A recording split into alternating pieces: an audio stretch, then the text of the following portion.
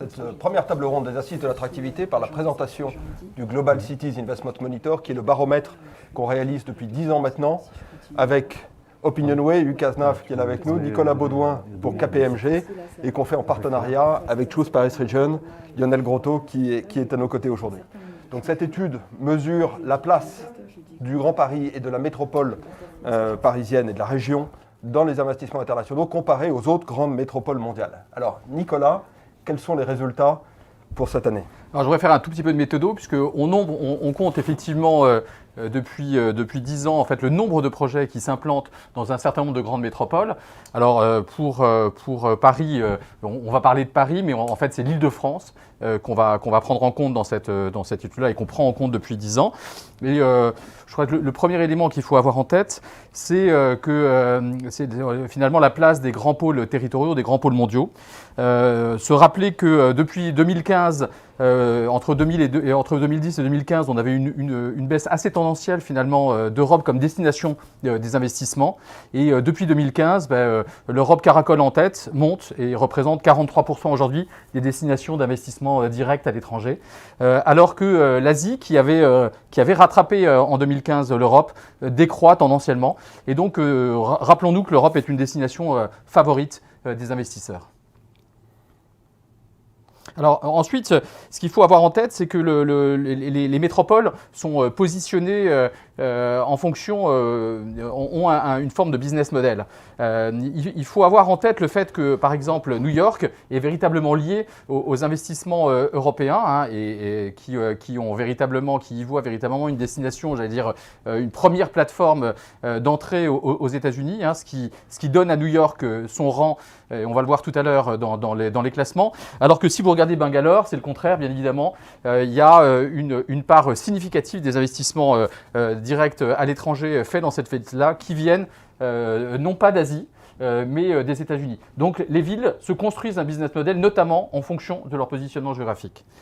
Donc ça, c'est un point important. Alors, quand on regarde maintenant le ranking global des métropoles dans le monde, Alexandre, vous allez revenir à un moment sur le rôle de Paris, mais on s'aperçoit quand même qu'il y a un grand absent qui est justement l'Amérique du Nord. On a New York, qui évolue entre la 5e et la 8e position sur les dernières années, et on a une allée et venue de Toronto. Plutôt en queue de classement de nos métropoles. Sinon, on a finalement on a Singapour qui est resté assez régulièrement numéro 2 et qui décroît aujourd'hui à la 3e position. Et puis on a Shanghai qui a été aussi sur un rang plus important, qui décline sur ce classement, ainsi que également Hong Kong. Et donc on a une position assez forte des 3 premiers, avec bien évidemment Londres qui depuis plusieurs années à la place de numéro 1. Et alors là, ce qu'on voit sur les slides qui passent à l'écran et que vous avez aussi en visuel, c'est le classement de toutes les métropoles mondiales avec le graphique sur la partie droite de l'écran qui représente leur évolution en tendance. Donc on voit que Paris est dans le trio de tête, donc Paris a réussi à s'installer dans le trio de tête des métropoles mondiales qui attirent le plus d'investissements internationaux. Et le graphique, on continue sur les 7 ou 8 dernières années, montre la progression importante de Paris au cours des années 2010. Ces années 2010 auront été, pour la destination de la région Paris, les 10 glorieuses de l'attractivité, où on a vu qu'on avait quitté cette espèce de peloton général que Nicolas décrivait, pour arriver dans le trio de tête. Et Paris est maintenant très bien installé de manière ferme et durable dans ce trio de tête, avec des écarts qui se resserrent entre les grandes métropoles. Alors quand on regarde maintenant, si on revient sur finalement l'origine géographique des investissements et le classement de ces investissements, c'est la première année où Paris finalement arrive à opérer un classement aussi brillant autour des 3 grandes origines finalement d'investissement. Puisqu'on voit que traditionnellement, Paris c'est le leader pour les investissements européens, et cette année n'échappe pas à la règle. Ça fait partie du succès de Paris dans ce classement. On voit également que traditionnellement, et on avait eu ce qui expliquait le creux entre 2010 et 2015, un déclin des investissements américains qui sont revenus, hein, et Paris a une très belle position dans ce classement. Et aujourd'hui, finalement, ce qui se joue, bien évidemment, derrière la stabilisation de ces investissements américains, et je vais dire leur croissance, c'est aussi les investissements asiatiques. Dans les dernières années, on avait vu pas mal de villes allemandes devancer Paris. Aujourd'hui, ça n'est plus le cas. Et c'est quand même un phénomène très intéressant de l'attractivité par rapport au troisième pôle d'investisseurs que représente aujourd'hui l'Asie. Oui, effectivement, on voit que Paris, par rapport aux investisseurs européens, il y a une claire, et l'Île-de-France, une claire compréhension et une bonne connaissance des avantages d'un investissement. Il y a effectivement les investisseurs américains qui ont toujours été très fidèles à l'Île-de-France. Nous avons beaucoup d'actions en partenariat, notamment avec l'AmCham. Nous sommes présents aussi physiquement aux États-Unis, côte Est et côte Ouest. Et ça a toujours été l'investisseur numéro 1, notre premier marché. Ça le reste, qui est passé, je le rappelle, de 20% à 45% de la part des investissements totaux étrangers en Île-de-France sur les 5 dernières années. C'est une évolution extrêmement forte et sur laquelle il faut qu'on continue à capitaliser. Alors, si on passe à la slide suivante, donc cette slide fait apparaître un élément qui est extrêmement important sur l'attractivité de Paris. On a vu comment Paris avait gagné des places sur les 10 dernières années, notamment avec l'effet d'attractivité du Grand Paris Express qui a été un élément fort de ce dynamisme. Mais la force du Grand Paris et la robustesse de son modèle d'attractivité, ça tient aussi à la diversité de ses secteurs. Et là où on voit que beaucoup de métropoles dans le monde sont très forts dans certains domaines qui leur assurent une première place, on pense évidemment à Londres avec les services financiers, mais Sao Paulo sur les secteurs industriels.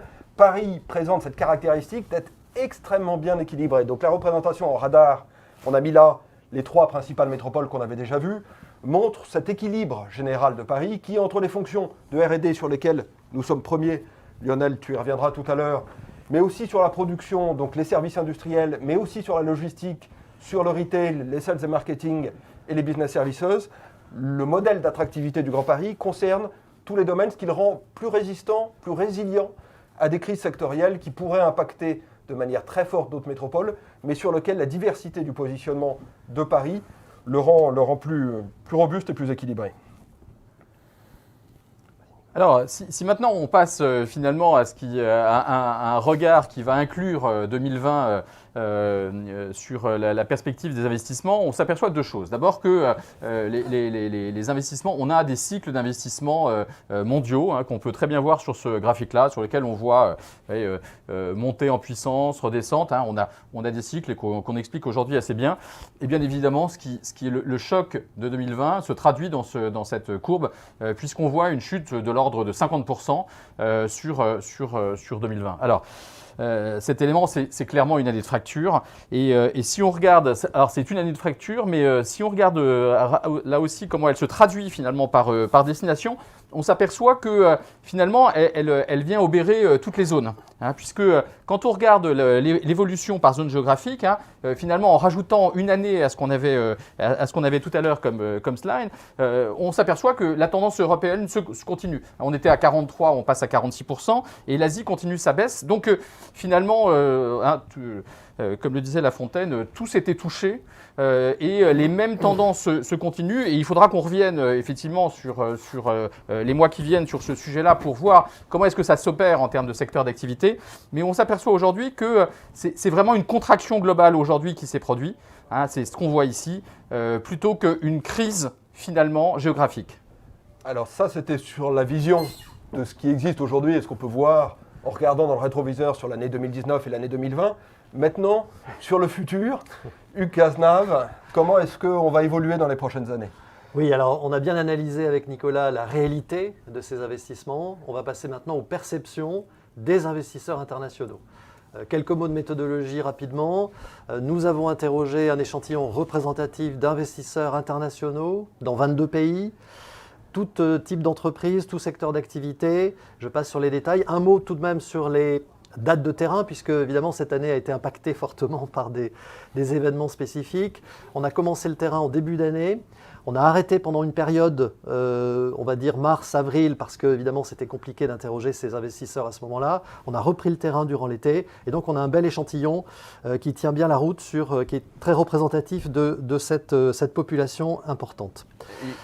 Et alors un mot sur ce que vous faites, parce que ce qui est intéressant, c'est que sur les 10 années d'expérience qu'on a sur cette étude, la partie qui est conduite par OpinionWay, qui est une partie prospective, se traduit assez généralement. Donne des résultats. Je n'osais pas le dire, mais c'est vrai que... avec le recul, sur la partie qu'on peut observer avec KPMG. Donc, vous nous annoncez quels seront les résultats que Nicolas nous présentera dans 3 ans. Écoutez, c'est vrai que jusqu'à présent, au cours de ces 10 dernières années, il y a une très bonne prédictivité de ce que nous avons mesuré en interrogeant les investisseurs internationaux et qui se sont souvent traduits dans les faits l'année suivante. Alors un premier résultat qui est intéressant, c'est une question qui vient à l'esprit, c'est finalement ces événements spécifiques de l'année, cette pandémie, est-ce que c'est devenu un critère important, majeur pour les investisseurs ? Eh bien, la réponse, elle est évidente, vous le voyez sur cet écran. Dans toutes les zones considérées, que ce soit sur le continent américain, en Europe et en Asie, oui, ce critère de la résilience des métropoles mondiales face à des crises sanitaires ou environnementales, c'est devenu un critère important. C'est même un critère majeur pour environ un quart, selon les zones des investisseurs. Et pour les 3/5, c'est soit important, soit majeur. Donc on voit clairement qu'il y a, comme le disait Nicolas, une rupture, une fracture sur ces sujets. Tout naturellement, ce critère important, on a cherché à savoir comment les métropoles se positionnaient sur ce critère. Et ce que l'on constate, c'est un très bon classement de Paris, puisque Paris, quelles que soient les zones des investisseurs, d'implantation des investisseurs, Paris se classe dans le top 3 ou top 4 sur ce critère important. On le voit que c'est en numéro 2 sur le continent américain. Paris arrive en 2e position sur cette capacité de résilience face à des crises. Et ce que l'on constate également, c'est que, quelles que soient les zones, eh bien, Paris est devant Londres. Londres étant tout de même un concurrent sérieux pour Paris. Donc, meilleure résilience de Paris selon les investisseurs. Et alors là, si on reste encore une seconde sur cette slide, ce qui est intéressant, c'est... Alors la question d'abord, peut-être un petit point. On avait posé la question, comme vous l'avez rappelé, au début de l'été. Donc c'était dans l'hypothèse d'une seconde vague, quelles sont les villes qui résisteraient le mieux. Et le dynamisme du Grand Paris, le foisonnement de projets qu'il y a dans le Grand Paris, la construction évidemment du Grand Paris Express par la Société du Grand Paris, mais aussi l'ensemble des travaux qui y mènent, ont depuis 10 ans installé aussi Paris comme une des villes, une des métropoles qui réfléchit et qui travaille sur l'avenir de ces concentrations urbaines.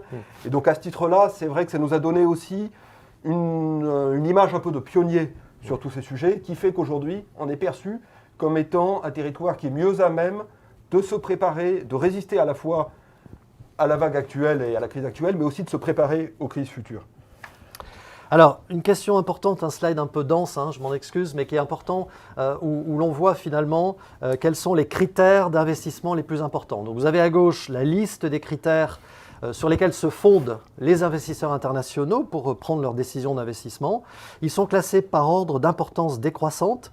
Donc les 5 premiers, je les cite rapidement, la stabilité politique, la sécurité juridique, les infrastructures, la croissance économique, la taille du marché et son accessibilité, et la disponibilité de main-d'œuvre qualifiée. Bien, ce sont les 5 principaux critères. Et ensuite, nous avons mesuré, d'ailleurs je précise que ces critères sont relativement stables d'une année sur l'autre, il n'y a pas de grands mouvements. Les investisseurs conservent ce ranking dans leurs décisions d'investissement d'une année sur l'autre. Les métropoles mondiales se positionnent pour chacun de ces critères. Ce que vous constatez, on ne va pas tout commenter, mais ce que l'on constate sur ces 5 premiers critères d'investissement, les plus importants, Paris se positionne relativement bien, puisque en 2e position sur les 2 premiers critères, je précise que c'est une progression de Paris, donc ça rejoint ce que disait Nicolas, il y a véritablement cette année une dynamique favorable à Paris. Sur la stabilité politique, ça n'est pas forcément évident pour les Français que nous sommes, mais les investisseurs internationaux ont un regard beaucoup plus positif que nous pouvons parfois l'entendre dans les médias. Les infrastructures, Paris est très bien positionné en numéro 2, là aussi devant Londres. Et je résume ce slide. Vous avez la dernière ligne qui est la moyenne de tous les critères. Sur la moyenne de tous les critères, Paris est dans le top 3 et gagne même une place par rapport à l'an dernier. Alors, ce qui est intéressant de noter, effectivement, Hugues, c'est sur la stabilité politique et juridique. En France, on rappelle, c'était une étude faite aussi pendant un contexte avec la crise des Gilets jaunes, etc. Et Paris apparaît deuxième derrière New York, ce qui montre qu'il y a peut-être un gap aussi entre les représentations franco-françaises et puis ce que les investisseurs considèrent finalement vu d'un peu loin. Sur les talents aussi, on est deuxième. Il faut savoir qu'on a des entreprises qui nous contactent et qui nous disent on recherche 100 data scientists en IA, en intelligence artificielle. Mettez-nous en relation avec d'autres qui ont fait ce type de recrutement. Et c'est la seule question qu'ils vont nous poser finalement. On voit que ça devient clé aujourd'hui comme critère pour attirer des entreprises. Et puis peut-être ce défaut un peu surprenant de perception des investisseurs sur la R&D. On est classé 7e. Pas si mal, mais effectivement, on constate quand même au quotidien que des investisseurs américains, coréens, européens, chinois installent des centres de R&D Europe, attirés par un écosystème de recherche riche et notamment sur l'intelligence artificielle et la mobilité. Alors une question très générale, une question d'image, selon vous, selon les investisseurs internationaux, quelle est la métropole qui a la meilleure image? Je passe rapidement parce on est un peu déconnecté par rapport aux investissements. Paris est dans le top 3 depuis longtemps et un gap important entre les 3 premiers, Londres, New York, Paris et les autres. Sur la dynamique, l'évolution de cette image. Là aussi, une stabilité de Paris, vous le voyez, sur longue période.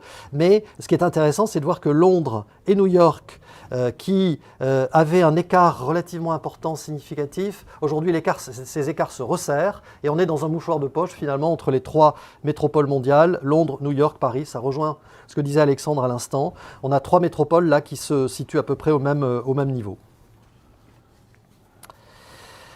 Une jolie courbe maintenant. Une jolie courbe, c'est celle de l'évolution de l'attractivité dans les prochaines années selon les investisseurs internationaux pour installer un business, pour investir finalement. Et vous voyez que cette courbe en vert progresse régulièrement depuis 2015. Paris progresse en projection d'attractivité et double son score. On est passé de 17% en 2015 à 34% cette année.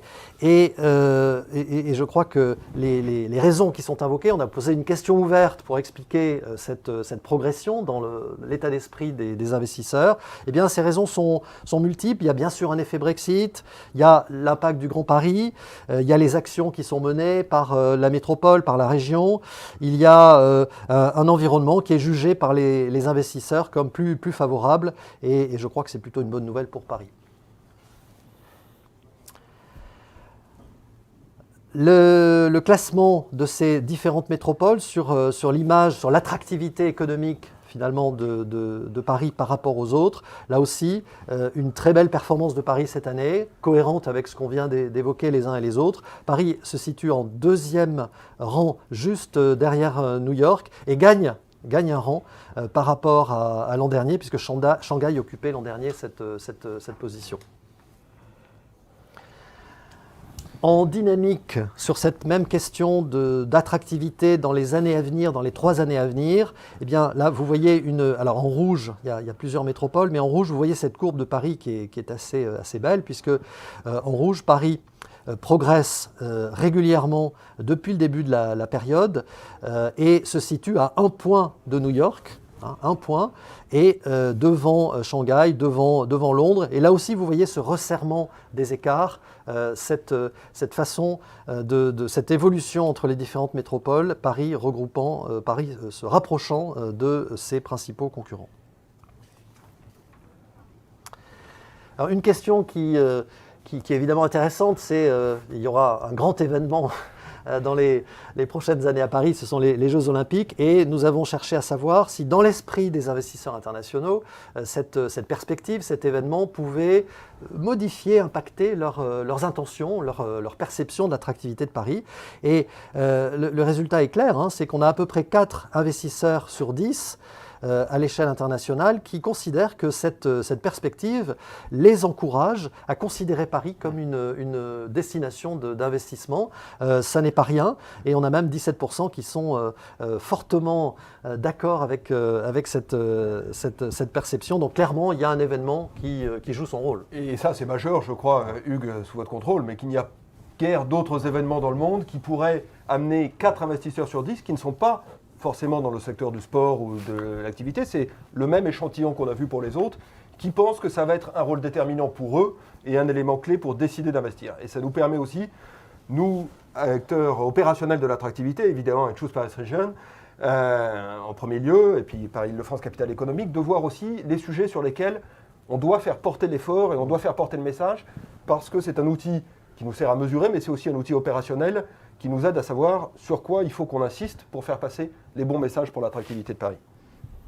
Et puis c'est vrai que les Jeux Olympiques, c'est un formidable effet démonstrateur de technologie potentielle. Beaucoup d'investisseurs, d'entreprises en fait, dans des secteurs comme la mobilité ou l'énergie, souhaitent en fait utiliser ces plateformes avec une visibilité planétaire pour pouvoir montrer soit des services, soit des produits. Et donc viennent nous voir en fait avec des visions extrêmement ambitieuses de vision à 4 ans, 5 ans de la métropole. Et ça, je pense que c'est vraiment ce qu'on voit aussi derrière ces chiffres. C'est que concrètement derrière, il y a des projets très concrets que les entreprises ont en vision et qui correspondent aussi à leur plan stratégique de développement de certaines filières clés de demain.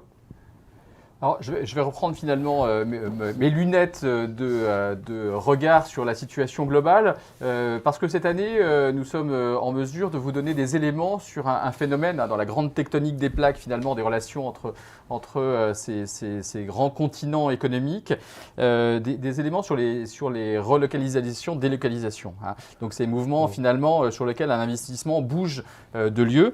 Et ce qui est intéressant, là, sur ces premiers chiffres un peu globaux, c'est de voir que d'une part, l'Europe a été jusqu'à il y a 2 ans finalement assez vainqueur de ces différents éléments et qu'aujourd'hui, c'est plutôt le continent américain global qui se positionne. Et donc ça, c'est un élément assez important. Quand on regarde ces phénomènes de délocalisation sur des secteurs d'activité particuliers, il y a un point qui attire notre attention qui est le point des investissements financiers. Parce que finalement, on voit qu'il y a une compétition très forte, hein, notamment sur cet exemple-là, sur un certain nombre de départs de projets, alors notamment vous voyez, de grandes métropoles financières, hein, Londres, Singapour, Hong Kong, et on voit Paris bien positionné en termes de relocalisation. Effectivement, et en particulier, on voit qu'elle est numéro 1 pour l'évolution des services financiers. Parmi les 5 capitales mondiales qui sont là à l'écran, on voit qu'avec New York, on est les seuls à augmenter notre part dans les services financiers. On rappelle, le Brexit, c'est déjà 5000 emplois confirmés pour une relocalisation ou des créations d'emplois en Île-de-France, 182 entreprises, dont 3500 dans la finance.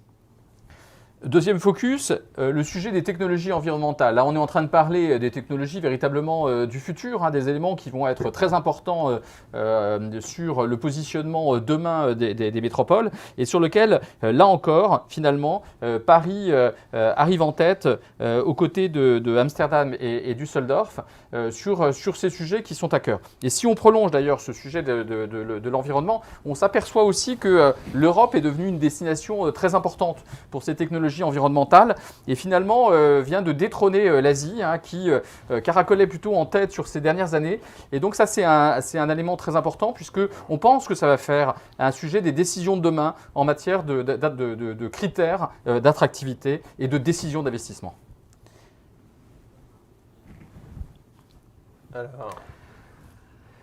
Alors, on revient à nos investisseurs internationaux et bien sûr, nous leur avons posé une question sur cet enjeu majeur dans les opinions internationales, mais aussi dans l'état d'esprit, dans les prises de décision, les critères d'investissement de ces mêmes décideurs. Et c'est une question qui porte bien sûr sur le développement durable. Et nous leur avons demandé quelles étaient les 3 métropoles qui étaient les plus avancées, les plus concernées par ce critère du développement durable. Et évidemment, là, les résultats sont clairs et nets. Paris est en tête, devant Londres, devant New York, devant les métropoles asiatiques et devant les autres capitales européennes. C'est évidemment un très bon résultat. Il y aurait beaucoup à dire pour interpréter ce résultat. Je crois que il est possible que les accords de Paris aient joué tout de même un rôle dans l'état d'esprit de ces investisseurs, mais il y a probablement d'autres réalités, d'autres actions qui sont menées. Et là, je vous laisse la parole, peut-être pour décrire ces actions. Oui, écoutez, ce qui est notable, c'est ce que vous présentez, Nicolas et Hugues, c'est chacun la vision à la fois de l'investissement l'un et la perception pour l'autre. Et on voit qu'à chaque fois, l'Île-de-France apparaît comme la première, en fait, et identifiée comme la grande capitale verte. Et ça, je pense que c'est très rassurant pour l'avenir. Alors certes, aujourd'hui, c'est seulement 4% des investissements mondiaux, mais c'est un secteur dont la taille va croître. Et du coup, ça nous projette quand même dans un avenir qui est plutôt positif, je pense. Et dans un contexte aussi où il y a de fortes ambitions politiques qui ont été affichées, vous l'avez dit, au niveau national, mais aussi au niveau régional, une COP régionale extrêmement ambitieuse qui a été organisée il y a à peine 2 mois.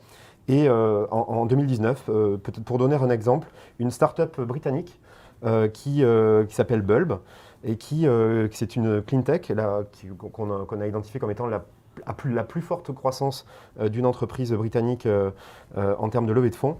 Elle a choisi l'Île-de-France pour son développement, son premier développement en Europe, création de 100 emplois en 2019, fournisseur d'énergie verte et économique. Ils ont déjà plus d'1 million de clients au Royaume-Uni. On voit que des projets comme ça, il y en a de nombreux. Et je pense que c'est extrêmement rassurant pour l'avenir. Et c'est cette dimension d'énergie, de vitalité, d'engagement, de volonté politique de tous les acteurs qui font aujourd'hui de Paris une des destinations privilégiées pour les investissements en règle générale et pour les investissements dans les technologies de l'environnement en particulier. Donc Lionel rappelait quelques grands succès que vous avez enregistrés dans ce domaine. Il y a aussi toute la dynamique liée évidemment au nouveau réseau de transport, à la zone à faible émission, etc. Donc on a vu que 2019 avait été, pour clore la décennie des années 2010, des 10 glorieuses de l'attractivité, une année exceptionnelle. 2020 sera une année difficile, mais difficile pour tout le monde. Et dans cette période de difficulté, Paris, par la diversité de son activité, on voit que Paris fait la compétition avec Singapour et avec Londres lorsqu'on est sur les services financiers, lorsqu'on est sur le retail. Mais quand on est en revanche sur l'industrie, dont on sait l'importance aujourd'hui dans les stratégies nationales et locales, quand on est sur la logistique, Paris, là, est parmi les grandes métropoles du monde, aux côtés de Bangalore, de Sao Paulo, d'Istanbul, alors que Londres n'est pas dans la catégorie. Donc, on peut être raisonnablement optimiste dans le contexte actuel. Merci beaucoup, Nicolas, pour KPMG. Merci beaucoup, Hugues, pour Opinionway. Lionel. Et puis, restez avec nous dans les assises de l'attractivité pour la prochaine table ronde. Quelle place pour l'industrie dans une métropole mondiale comme l'Île-de-France? Merci à tous.